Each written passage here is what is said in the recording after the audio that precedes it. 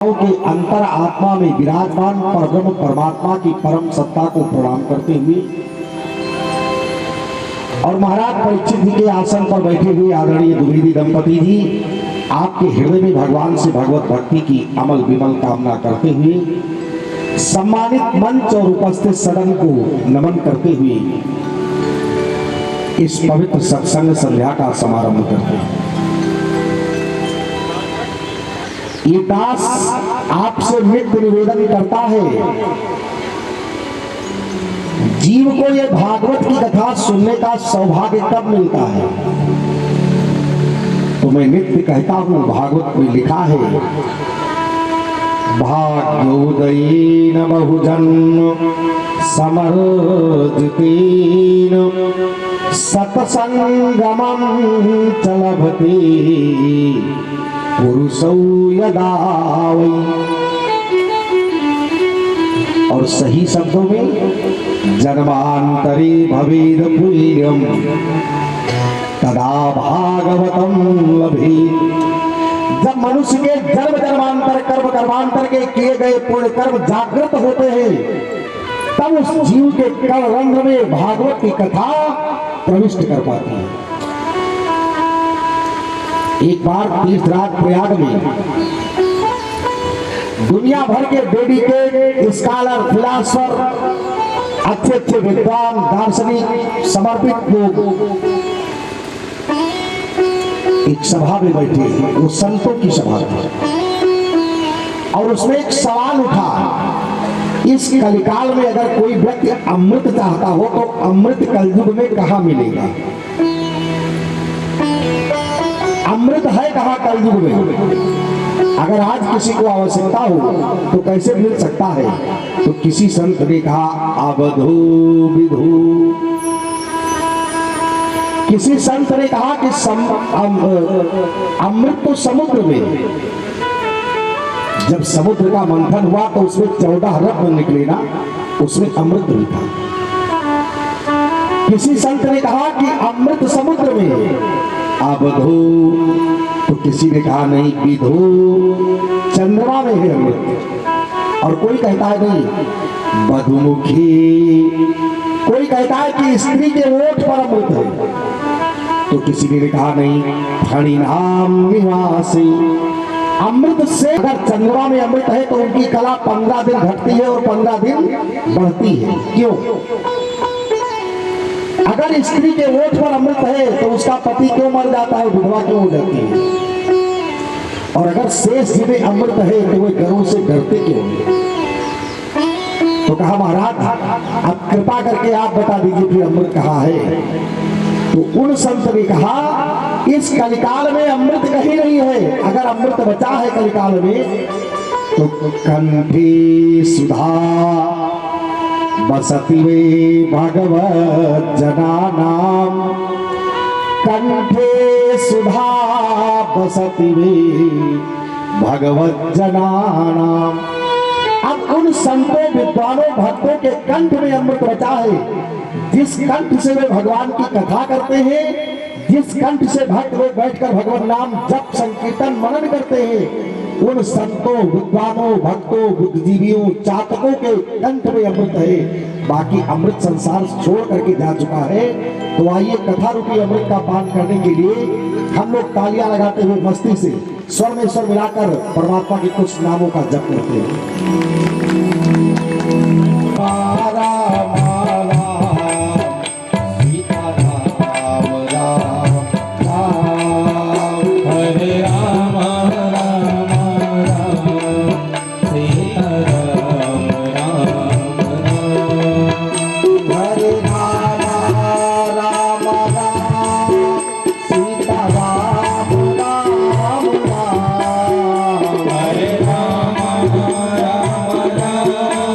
सीताराम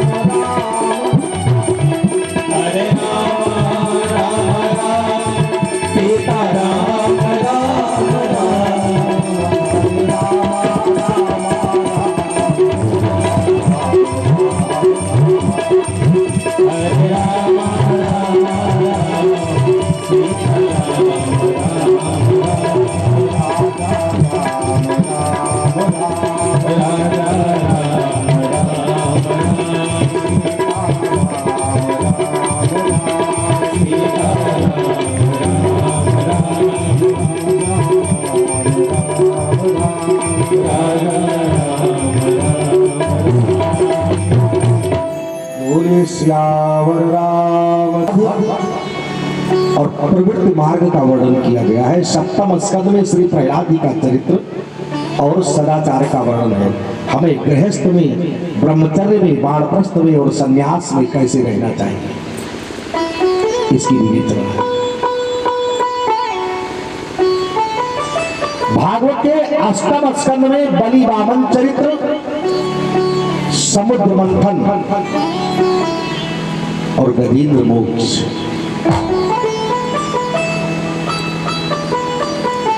आज इस श्रीमद् भागवत सप्ताह ज्ञान यज्ञ का चतुर्थ दिवस है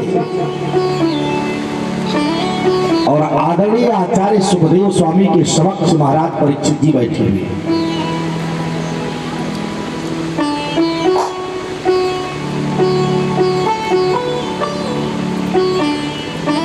सुखदेव स्वामी ने प्रश्न किया कि प्रभु, भगवत शरणागति को अगर ये जीव प्राप्त कर ले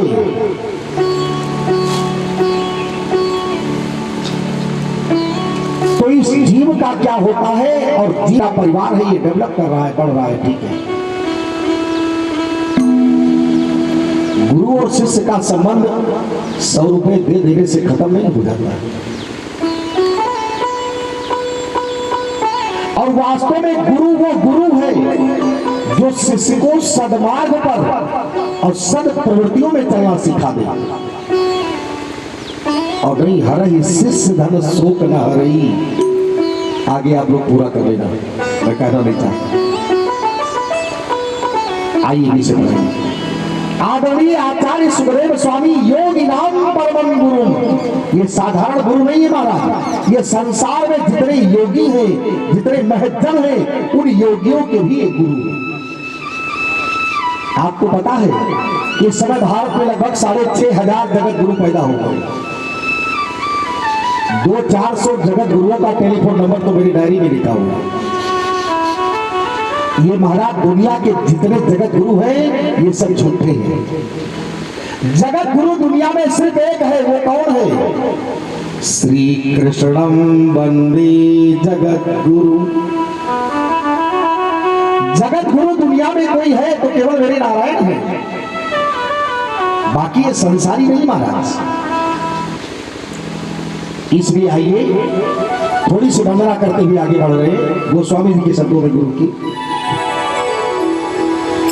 बंद गुरु पद पदु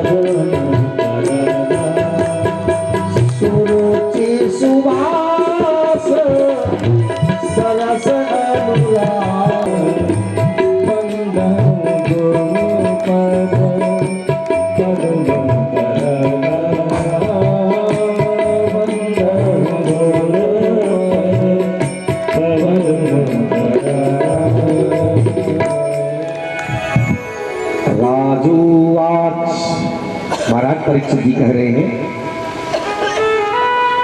वादरायण एतत्ते श्रोतुमिच्छामहे वयं हरिर्यथा गजपतिं एक बार लिखने के बाद कटता नहीं है। कहा मैंने 84 लाख योनियां बनाई हैं, इसमें कोई अगर अपनी जिंदगी आपको दे रहा हो तो आप ले लीजिए, हम ट्रांसफर कर देंगे, लेकिन बढ़ा नहीं पाएंगे। तो पशुओं की सभा से बैल खड़ा हो गया। उसने कहा महाराज कलयुग में मेरी उम्र आपने 39 साल लिखी है, हमें दूसरे का खेत ही तो जोतना है, हमारा 25 साल इनको दे दीजिए, जल्दी हम छुट्टी पा जाए। तो मनुष्य की आयु हो गई 50 साल, 25 बढ़ गया इसके खाते में। इसने फिर ब्रह्मा जी का पांव छुआ, कहा एक बार और बढ़ा दीजिए। तो जानवरों की सभा से निकला कुत्ता, उसने कहा महाराज कलयुग में मेरी उम्र 40 साल, हमें दूसरे के घर लाठी ही तो खाना है, हमारा 25 साल इनको दे दीजिए महाराज, 15 साल में हमको भी फुर्सत मिल जाए। अब आपकी उम्र हो गई 75 साल। इस मनुष्य ने एक बार ब्रह्मा जी का फिर कहा महाराज अब अंतिम बार कह रहे, अब नहीं कहेंगे। तो पक्षियों की सभा से निकला उल्लू, उसने कहा महाराज मेरी उम्र कलयुग में 28 साल लिखी है, ना हमें कोई देखना चाहता ना सुनना, हम क्या करेंगे वहां जीकर, हमारा 25 साल इनको दे दीजिए। अब यही आपकी 100 साल है, यही है 100 साल आपका। ये 25 साल तो कैसे बीत गया, it drink it be Mary, ये खाने पीने मौज करने में चला गया, आपको पता नहीं लगा।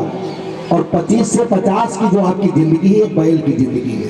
अभी घर बनवाना है, बेटी का विवाह करना है, माता पिता की दवाई करानी है, ये करना, आप बैल की तरह ऐसे रगड़े रहेंगे, क्योंकि वो जिंदगी बैल की है।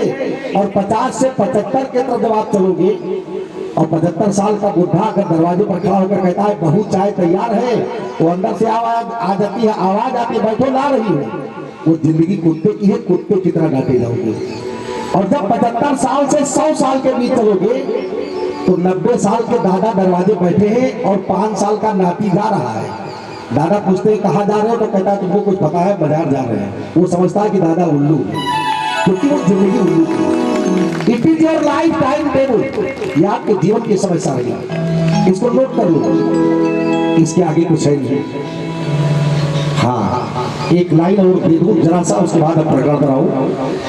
एक चीज सत्य है, उसका नाम है मौत। क्या करोगे परिग्रह करके, इकट्ठा करके। कवियों ने बड़ी सुंदर लाइनें दी है, थोड़ा सा आनंद लेते हैं तब चलेंगे प्रकरण पर। सज धज के जिस दिन मौत की सहजादी आएगी, सज धज के जिस दिन मौत की सहजादी आएगी, न सोना काम आएगा न चांदी आएगी, न सोना काम आएगा न चांदी आएगी। सज धज के जिस दिन मौत की, सज धज के जिस दिन मौत की सहजादी आएगी, न सोना काम आएगा न चांदी आएगी, न सोना काम आएगा न चांदी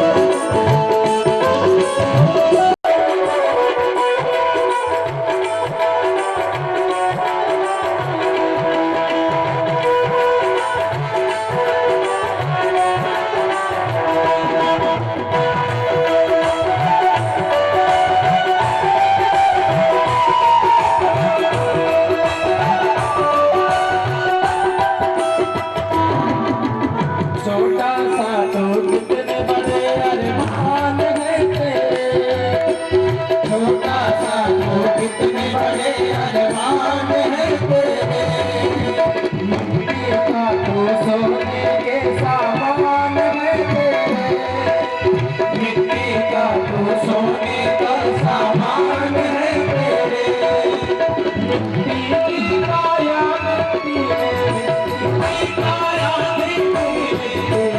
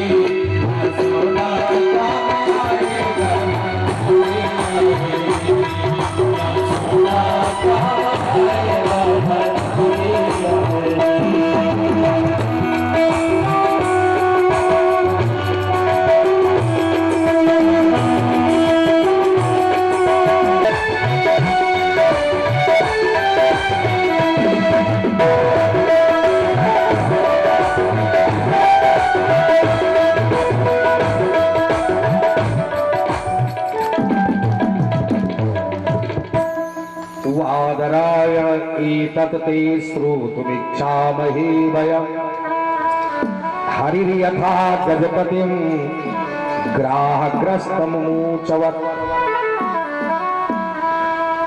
आदरणीय आचार्य सुखदेव स्वामी जवाब देते हैं परीक्षित जी, आसीद गिरिवरो राजन त्रिकूट इति विश्रुता क्षीरोदेनावृता श्रीमान् योजना युतमृच्छिता। हे महाराज परीक्षित जी, एक बड़ा सुंदर सरोवर है, एक पर्वत है, उस पर्वत का नाम है त्रिकूट। त्रिकूटानि श्रृंगार यस्य सः त्रिकूटा, अर्थात एक पर्वत पर 3 कूट हो, 3 चोटियां हो, इति त्रिकूटा। उद्यान ऋतुवन्नाम, जिनकी शरणागति ली जा सकती है और वो है भगवान कृष्ण। लेकिन वो कहता है मैं तो किसी भगवान के बारे में जानता भी नहीं, मैंने तो इतना सुना है कि याम परंपरायणम, कोई भगवान होता है। आइए गजेंद्र भगवान का स्मरण कैसे करता जाए, श्लोक देखना। गजेंद्र मोक्ष के श्लोकों को बड़े गंभीरता से सुनिए। गजेंद्र कहता है, एवं व्यवसितो बुद्ध्या समादाय मनोहृदि जजाप परमं जाप्यं प्रागजन्म मनुशिक्षितम्। इसके पूर्व जन्म की तपस्या जागृत हुई, इसको भगवान का याद आया। भगवान जजाप परमं जाप्यम, जाप्यम जजापः, जजापः इति अजपा जपः। ये जजाप माने अजपा जप, और अजपा जप कहने का भाव कि चाहे माला हाथ में हो या न हो, लेकिन व्यक्ति के जीव के मुख से भगवत नाम हमेशा स्मरण होता रहे। ये गजेंद्र भगवान का नाम ले लेकर के, उस सत्ता को याद करके, और ये भगवान का जप करने लगा। और एक बात सुन लो, मंत्र में बहुत बड़ी ताकत है। इस ब्रह्मांड में सबसे तीव्र गति अगर किसी की है तो वो है प्रार्थना की। आप यहां से भगवान से बोलते रहे, ठाकुर जी सब सुपर सुन लेते। चींटी के पग नूपुर बाजे तो भी साहब सुनता है। चींटी का कितना बड़ा पैर होता है, उससे कितना बड़ा घुंघरू बांधा जा सकता है उसमें, अगर उसमें भी आवाज आए तो भगवान सुनते हैं। लेकिन ये प्रार्थना आप अंतर हृदय से तो कीजिए। वो तो चिल्ला करके कहते हैं कि समः सर्वभूतेषु मद भक्ति लभते पराम अनन्याश्चिन्तयन्तो माम् ये जना पर्युपासते तेषां नित्याभियुक्तानां योगक्षेमं वहाम्यहम्। वो फिर चिल्लाकर कहते सर्वधर्मान् परित्यज्य मामेकं शरणं व्रज अहं त्वा सर्वपापेभ्यो मोक्षयिष्यामि मा शुचा। और ये गजेंद्र फिर कह रहा है, प्रभु ओम नमो भगवते तस्मै यत् एतच्चिदात्मकं पुरुषाय आदिबीजाय परेशाय विधीमहि। माता के चिदात्मकम, दास ने कहा था कि सच्चिदानंद रूपाय विश्वोत्पत्त्यादिहेतवे। भगवान को सच्चिदानंद स्वरूप है परीक्षित, ये चिद स्वरूप परमात्मा का ध्यान कर रहा है। परमात्मा का एक स्वरूप है चिद का। चिद माने होता है प्रकाश। गोस्वामी जी कहते हैं भगवान कैसे प्रकाश के रूप में है। गोस्वामी जी के शब्दों में देखें,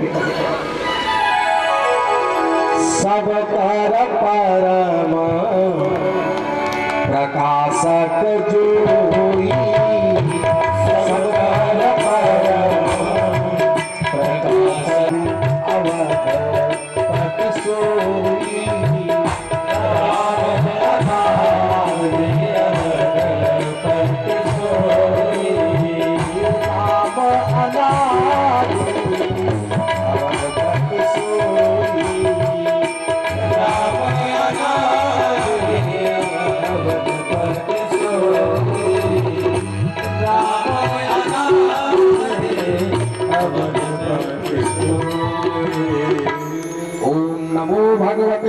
तस्मै एतच्चिदात्मकं ब्रह्मणे अनंत शक्तये अरूपायोरूपाय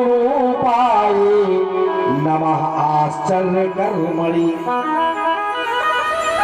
हे जगताधीश, हे जगताधार, हे भगवान परिव्राजक अमलात्मा परमहंस, जिसके सौरस्य अमृत का अंधर्य अमृत माधुर्य अमृत का पान संसार के बड़े बड़े अमलात्मा परमहंस योगींद्र मुनींद्र करते हैं, उस परम सत्ता को मैं बार बार नमन वंदन और उनका प्रणाम करता हूं। हे ठाकुर, तेषां प्राणाते चाहं ददामि विमलां मतिं, तेषां प्राणान् ते चाहं ददामि विमलां मतिं, विमलां मतिं ददामि। हे ठाकुर, हमारी मति बड़ी विमल कर दो, ताकि हम आपकी आराधना वंदना और अर्चना आपकी कर सके ढंग से। गजेंद्र कहता है कि मैं उन भगवान को प्रणाम करता हूं जो पर से परे हैं, जो अनंत शक्ति वाले हैं, जिनके हजारों मुख, हजारों बाहु, हजारों भुजाएं, सहस्त्र शीर्षा पुरका सहस्त्राक्ष सहस्त्रपाद। नमः आश्चर्य कर्मणि, वह परमात्मा आश्चर्य कर्मा है। मैं उनके शरण में जा रहा हूं और मैंने ये संतों विद्वानों से सुना है कि जो भगवान की शरणागति स्वीकार कर लेता है, भगवान उसका योग और क्षेम सब वहन करते हैं। भगवान नारायण। आदरणीय आचार्य सुखदेव स्वामी जी परीक्षित जी से कहते हैं कि बेटा बेटी परिवार ये सब गजेंद्र भूल गया, अपने जात वालों को भूल गया। हाँ, ये होना भी चाहिए। रही मन विपदा हो भली, जो थोड़े दिन हो हित अनहित या जगत मां, जानी परत सबको। जब आपत्ति आती है तो गोस्वामी जी कहते हैं कि धीरज धर्म मित्र अनुरारी, आपत्ति काल पर रखी जाए। तो इनकी परीक्षा हो जाती है अपने आप। गजेंद्र किसी का नाम नहीं ले रहा है। सबसे बड़ी विशेषता देखिए, भगवान की स्तुति कर रहा है लेकिन नाम नहीं ले रहा है। एवं गजेंद्र मुख वर्णित निर्विशेषम ब्रह्मादयो विदलिंग विराभिमाना, नहीं ते यदेव शस्त्र निखिलात्मकत्वात् तत्रात् तत्राखिलामरमयो हरिराविरासी। गजेंद्र स्तुति कर रहा है और कहता है प्रभु अब मैं कुछ नहीं कर पाऊंगा। मुझे लगता है ये पत्नी और ये बच्चे और ये परिवार ये सब कुछ है नहीं। आदमी को चैतन्यता आती है लेकिन जब वक्त निकल जाता है तब उसे पता लगता है।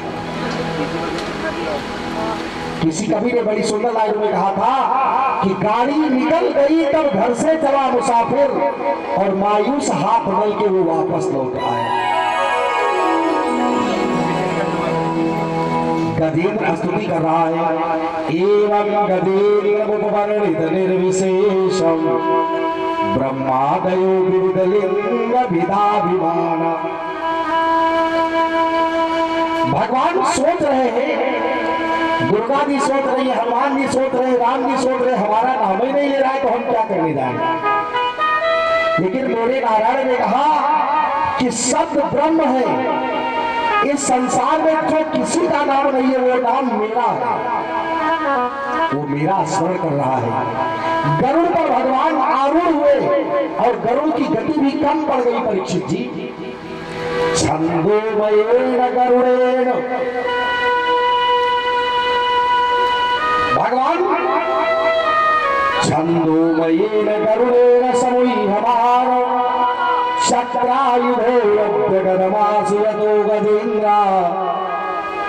मैंने सुना है वो परमात्मा खंभे में प्रकट हो जाते हैं, वो कपड़े में प्रकट हो जाते हैं। उन्होंने अजित अवतार लिया तो क्या वो इस जल में नहीं प्रकट हो सकती, वो मुझसे नहीं प्रकट हो सकती। ये दृढ़ता भक्ति की दृढ़ता बोल रहा हूं। अगर रात में आप रास्ता निकले हैं और कहीं सरपट से बड़ी तेज आवाज आई रात में, तो आदमी क्या करता है, जय हनुमान ज्ञान गुण सागर जय कपीस तिहुलो उजागर, मारे डर के वो हनुमान चालीसा पढ़ने लगते। उनको ये डर है कि यहाँ परेड न बैठा है। अब मुझे बताओ, अगर तुम्हें परेड पर भरोसा हो सकता है तो कण कण में भगवान है, ये बात तुम्हारे दिमाग में क्यों नहीं रहती है? लेकिन नहीं, ये प्रेत उससे डरेगा तो हनुमान जी का स्मरण करेगा, लेकिन ये नहीं सोचेगा कि हो सकता है राम जी हो, हटाओ क्या लेना देना। लेकिन ये प्रेत पर भरोसा करता है, भगवान पर भरोसा करने में इसको टाइम लगता है। गजेंद्र ने कहा नहीं, आप प्रकट हो या न प्रकट हो, और मुझे ये दृढ़ विश्वास है कि मेरा अंतर्मन पवित्र है। मैं पत्नी और परिवार के सहारे नहीं बैठा हूं। हे ठाकुर, आप मेरी मुक्ति दे, आप मुझे मुक्त करें। आपने देखा होगा जब लोग मर जाते हैं, अंतिम संस्कार होता है ना, अंतिम संस्कार में 7 गांठ के बांस से कपाल क्रिया कराई जाती है। और वो कपाल क्रिया कौन करता है? जो अग्नि संस्कार करता है। वो कपाल क्रिया जानते हो क्यों की जाती है? वो कपाल क्रिया करते हुए वो पुत्र कहता है अपने पिता से, उनके सर पर लगा करके उस घी को, कि अगर आज आप ब्रह्मचारी होते, अगर आज आप भगवत भक्त होते, तो आपका प्राण ब्रह्मांड से निकला होता, आपको सदगति मिल जाती। लेकिन पिताजी, आप गृहस्थी में फंस गए, आपने मुझे पैदा किया, जो गति उससे मिलनी थी वो ये संसार में और कर्मकांड करके श्राद्ध करके मैं आपको वो गति प्राप्त कराऊंगा। इसलिए पुत्र पिता की कपाल क्रिया करता है।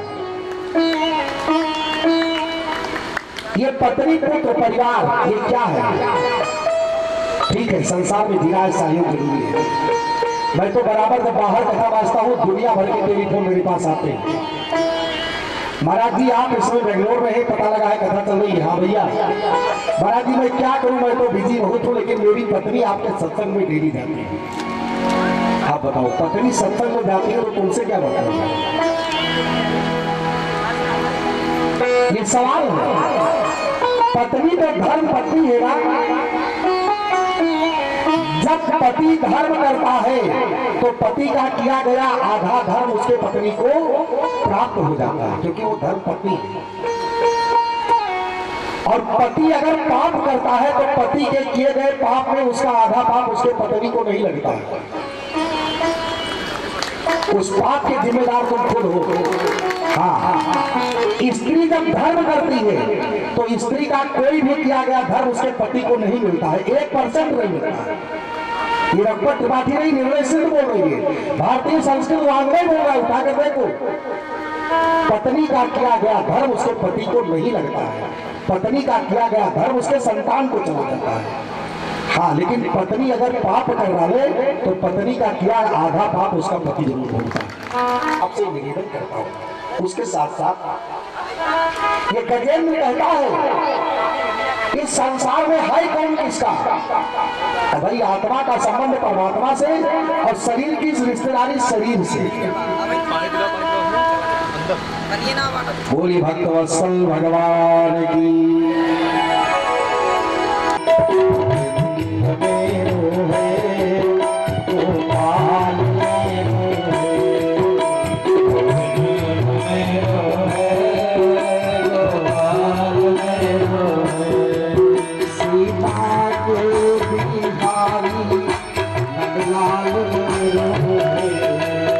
श्रीमान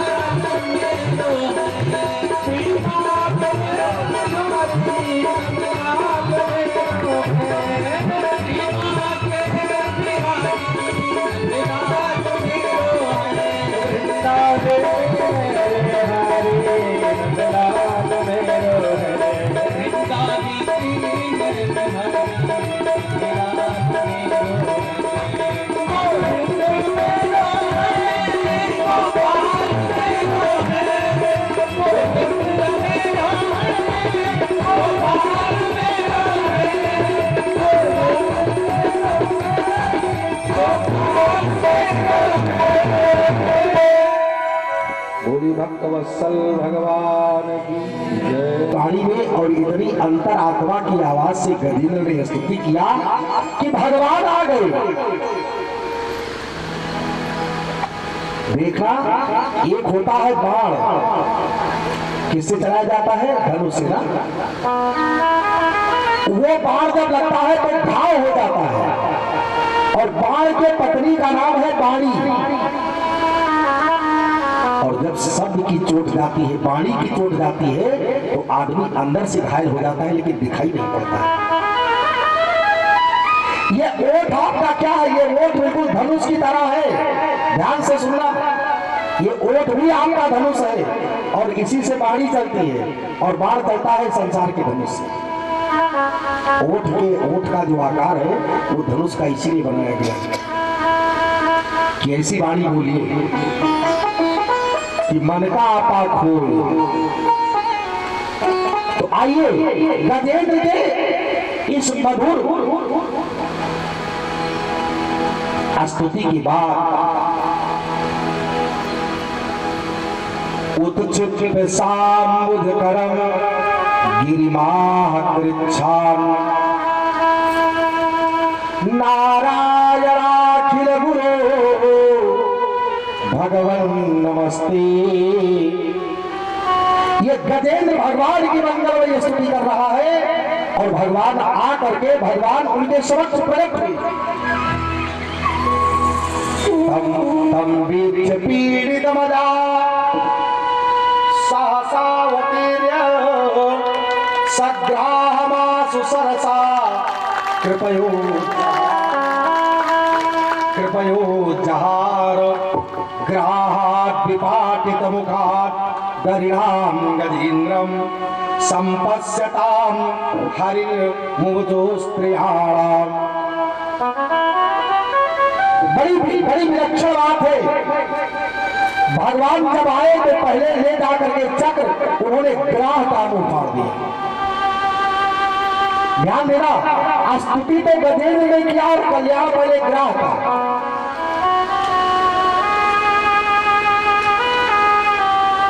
भगवान ने कहा, सुखदेव स्वामी ने कहा, परीक्षित जी, ग्राह का कल्याण भगवान ने इसलिए जल्दी किया क्योंकि उन्होंने गजेंद्र का चरण पकड़ लिया था। और भैया, जब आप किसी भगवान के भक्त का चरण पकड़ लोगे तो तुम्हारा कल्याण पहले हो जाएगा, बाद में उस भक्त का होगा। इसलिए दास दासा उदासा पूजा न कर पाओ तो कोई बात नहीं, लेकिन जो संत विद्वान भगवत साधना में लगे हैं उनके चरणों की तो सेवा कर लो, इतना तो तुम्हारा दिमाग खुल जाएगा। लेकिन होता क्या है, भागवत को प्रकरण है, जब भगवान ने बंसी का वादन किया, गोपियां आई रात में, तो भगवान ने कहा तुम लोग क्यों चली आई? तो कहा कि आप, भगवान ने गोपियों से कहा कि भ्रातरा पितरा पुत्रा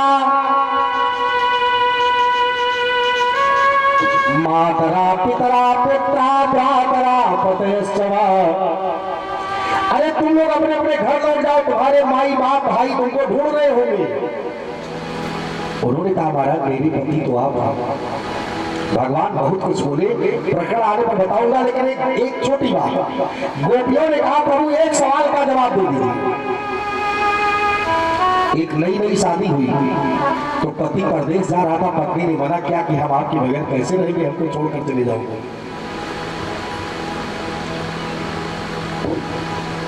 पति ने कहा क्या करोगी? कहा मैं आपकी पूजा करूंगी। तो पति ने कहा मेरी फोटो लगी है, पूजा करेंगे। पति उसका परदेश चला गया, गोपियां करी है भगवान से, और 1 साल लौटा नहीं। 1 साल के बाद पति आया, दरवाजे पर आवाज लगा रहा है कि दरवाजा खोलो, और वो पत्नी बैठी फोटो की पूजा कर रही है। महाराज आप बताइए, वो फोटो की पूजा कर ले तब दरवाजा खोले कि पहले जाकर दरवाजा खोले? भगवान हंस पड़े, कहा पागल हो, जब सच्चा पति दरवाजे के सामने खड़ा है तो फोटो की पूजा की क्या जरूरत है? उस समय पूजा तो उसकी होनी चाहिए। लेकिन ये संसार फोटो की पूजा करता है, सत्यता से बहुत दूर है। तो आइए, गजेंद्र ने कहा ठाकुर मैं आपका ऋणी हूं, प्राप्तो भगवतो रूपम पीतवासा चतुर्भुजा। ये ग्रह हुहु नाम का गंधर्व था, ये देवल ऋषि के कारण से ग्रह बन गया और ये द्रविड़ देश के पांडवंशी राजा इंद्रद्युम्न ये गजेंद्र बन करके आ गया। ये अगस्त जी के साथ के कारण आज भगवान से स्पर्श होने के कारण ये सब के सब महाराज मुक्त हो गए। ये गजेंद्र मोक्ष की कथा आपको हमको ये बताती है कि संसार से अगर मोक्ष प्राप्त करना है तो समय का ढंग से यूटिलाइज करो, समय का उपयोग करो भैया। समय की बड़ी कीमत है। एक साल की कीमत तुम्हें कौन बता सकता है? उस विद्यार्थी से पूछना जिसने किसी कंपटीशन की तैयारी ईमानदारी से की हो और फेल हो गया। एक महीने की कीमत उन माताओं से पूछ लेना जो 9 महीने के पहले 1 महीना पहले किसी बच्चे को जन्म दे दी हो, उनके शरीर पर क्या बीतता है। एक सप्ताह का समय क्या होता है, मैंने तो लिखा है उन बड़े बड़े editor in chief outlook, frontline, times of India, विभिन्न पत्रिकाओं की, वो बेचारे रात भर जगते हैं, पूरी रात खबर भी छपनी है, खबर एथेंटिक भी होनी चाहिए, पूरे देश में पढ़ा भी जा रहा है। समय 8 दिन का है। 8 दिन की कीमत वो लोग तुम्हें बता पाएंगे। और 1 दिन की कीमत क्या है समय की, उनके घर जाकर पूछना उन मजदूरों के जो सारा दिन मजदूरी करते हैं और शाम को जब पैसा पाते हैं तब आटा चावल लाते हैं तो उनके घर पर चूल्हा जलता है। 1 दिन की कीमत तुम्हें बता देंगे। 1 घंटे की क्या कीमत है समय की, ये किसी प्रेमी से पूछ लेना, वो किसी प्रेमिका के इंतजार में बैठा रहा हो, वो आई ना हो। और 1 मिनट की क्या कीमत है संसार में, जिसकी ट्रेन छूट गई हो स्टेशन पर पहुंचते पहुंचते उनसे पूछना। आधा मिनट 30 सेकंड की क्या कीमत है, ये उनसे पूछना जो बहुत बड़ी दुर्घटना होने से बच गई बाल बाल। और 15 साढ़े 7 सेकंड का कीमत उस समय का क्या होता है, उन भक्तों चातकों से पूछना जो कभी ध्यान में परमात्मा को लाए हो और वो आनंद उनको मिला हो, वो अनुभूति हो। इसलिए समय का उपयोग करना मैं बार बार आपसे कहना चाहूंगा। आइए गजेंद्र जी हमें एक नया आयाम, एक नया रास्ता बता करके चले गए। ये कथा भगवती अब निकल करके 9 मस्कत में प्रवेश कर रही है, लेकिन 9 मस्कत में कथा का प्रवेश हो। आइए थोड़ा द्वार साक्षर मंत्र जपे। आज भगवान का मंगल में जन्म महोत्सव भी है तो उधर भी चलना है। बोली भक्तवत्सल भगवान की जय।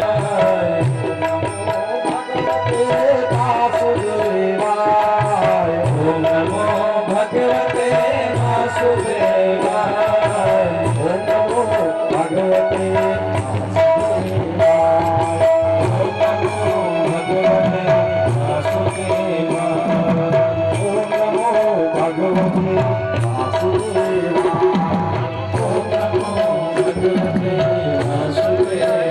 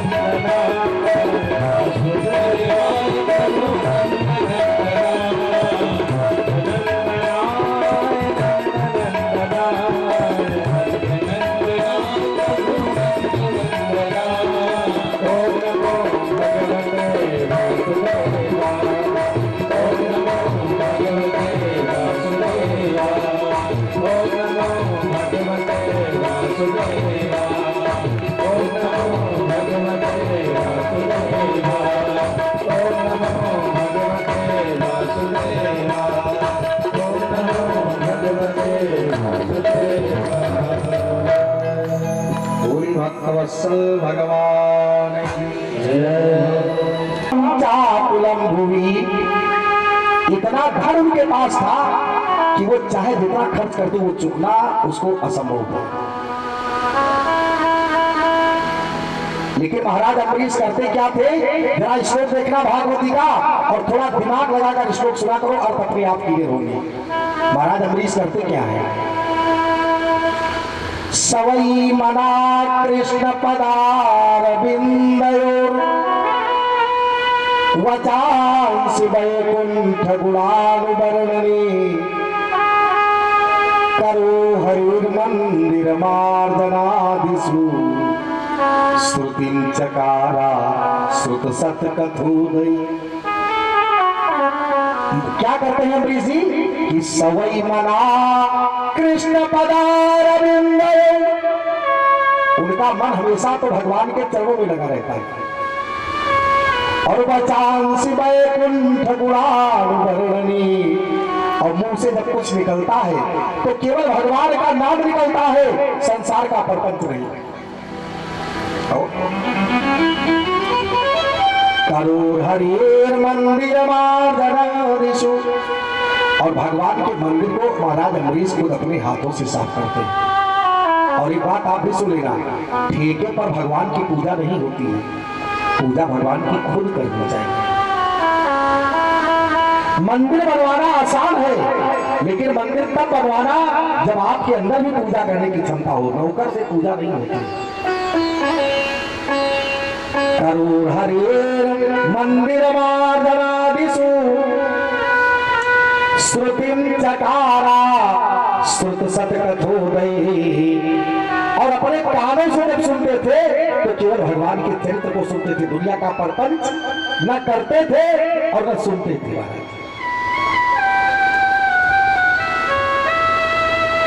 और एक बार अम्बरीश जी महाराज एकादशी का व्रत कर रहे थे। भैया एक चीज और आपसे निवेदन कर दूं, एकादशी का व्रत जीवन में जरूर करना। संसार में कोई धर्म कर्म आपसे हो पाए ना हो पाए, लेकिन एकादशी का 64 साल के अंदर है। 64 के ऊपर तो शास्त्र भी कहते हैं क्षमता पर रहना चाहिए। दुनिया में कितने व्रत हैं, मैं किसी व्रत की निंदा नहीं कर रहा हूं, लेकिन उसके साथ साथ एक चीज दावे से कह सकता हूं कि एकादशी से बढ़ करके दुनिया में कोई दूसरा व्रत है भी नहीं। और इस संसार में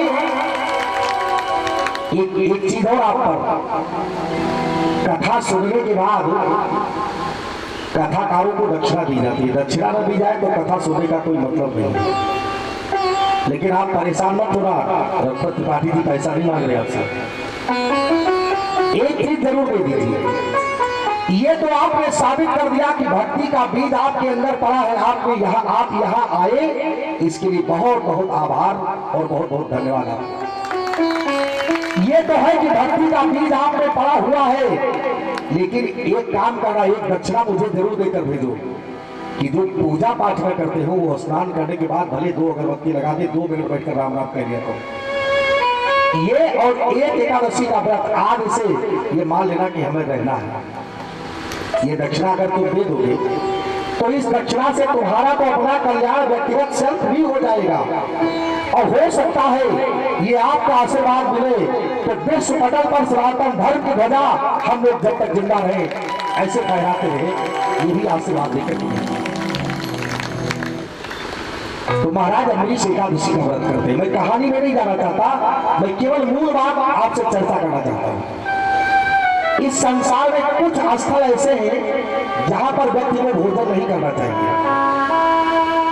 भोजन कहां नहीं करना चाहिए? रविन्द्रग्रासे हरिजन्म काले कन्या प्रदाने द्विज भोजने च प्राण प्रयाणे हरिवासरे च यदन्न भुक्तम नरक प्रजन्ति।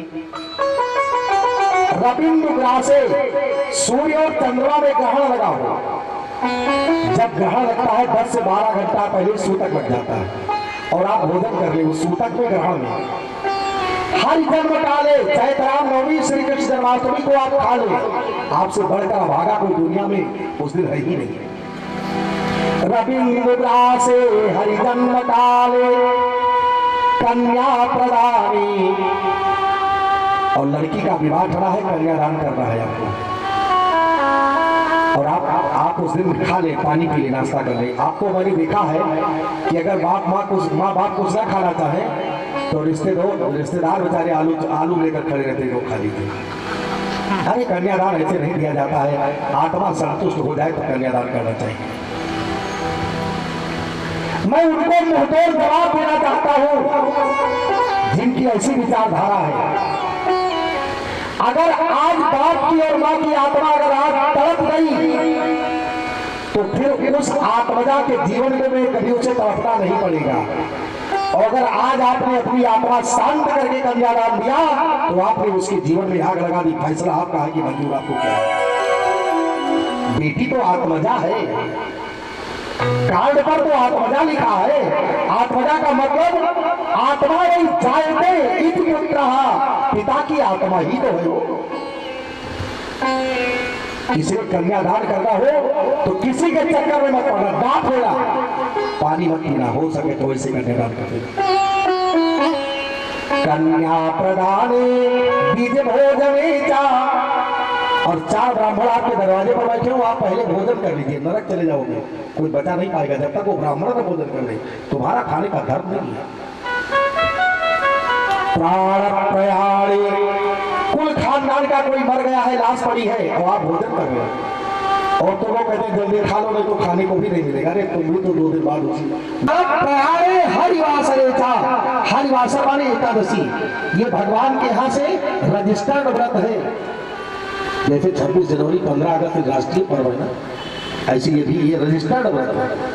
अगर ये नहीं रहोगे तो 6 महीना पहले मरने की चारपाई पर पड़ जाओगे और जिंदगी की सारी एकादशी वही बीत जाएगी।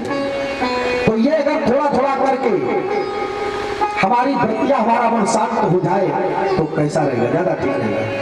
इसलिए एकादशी का व्रत किया करना, ये मेरे लिए दक्षिणा भी होगी और आपका कल्याण भी होगा। इसमें सोचना विचारना कुछ नहीं है। दोनों पक्ष की दोनों एकादशी हमेशा व्रत रहेगा। महाराज अम्बरीश जी एकादशी के व्रत के बाद जा रहे थे जलपान करने, ब्राह्मणों को बुलाया था तो दुर्वासा ऋषि आ गए। दुर्वासा से कहा महाराज आप भी चलकर कुछ खा ले, तो उन्होंने कहा हमने नहाया नहीं। ये महानुभाव चले गए नहाने जमुना जी में, और इधर ब्राह्मणों ने उनको चरणोदक दे दिया, भगवान को स्नान कराया।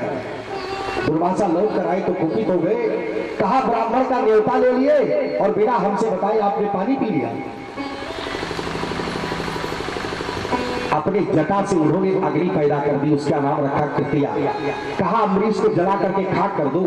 तब तक भगवान का सुदर्शन चक्र आ गया, अम्बरीश जी की रक्षा कराई।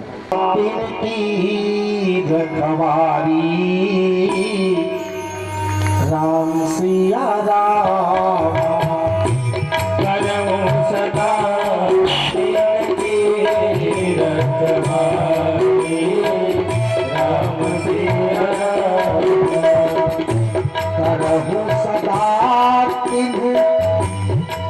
रखवाली, सदा